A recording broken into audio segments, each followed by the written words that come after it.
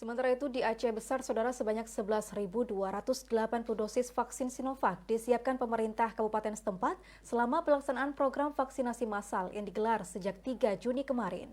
Jumlah ini diperkirakan cukup selama pelaksanaannya yang menyasar kelompok lansia dan ASN.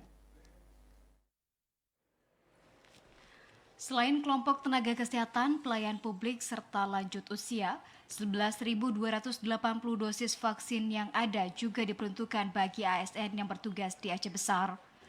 Seluruhnya dapat mengikuti vaksinasi di sejumlah titik yang telah ditentukan pemerintah setempat.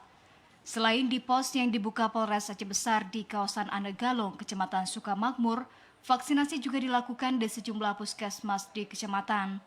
Seluruh vaksin telah didistribusikan ke sejumlah fasilitas kesehatan yang melaksanakan vaksinasi kecuali klinik SPN Selawah.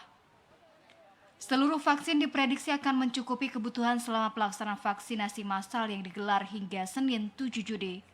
Polres Aceh Besar yang turut menerima 340 dosis vaksin optimis seluruhnya akan habis digunakan selama pelaksanaan vaksinasi massal.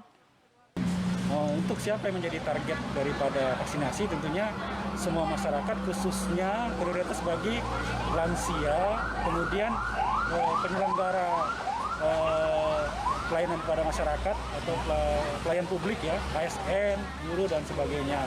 Sedangkan berapa banyak yang menjadi target ya, sebanyak-banyaknya. Jadi sebanyak-banyaknya sesuaikan dengan jumlah vaksin yang ada.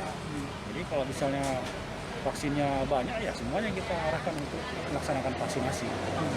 Seperti diberitakan untuk mempercepat capaian target vaksinasi, sejumlah upaya terus dilakukan pemerintah setempat dengan melibatkan personel TNI dan Polri. Selain menyediakan transportasi bagi warga yang ingin menjalani vaksinasi, petugas juga terus mensosialisasikan agar warga bersedia divaksin. Dari Aceh Besar, Arman Konadi, TVRI melaporkan.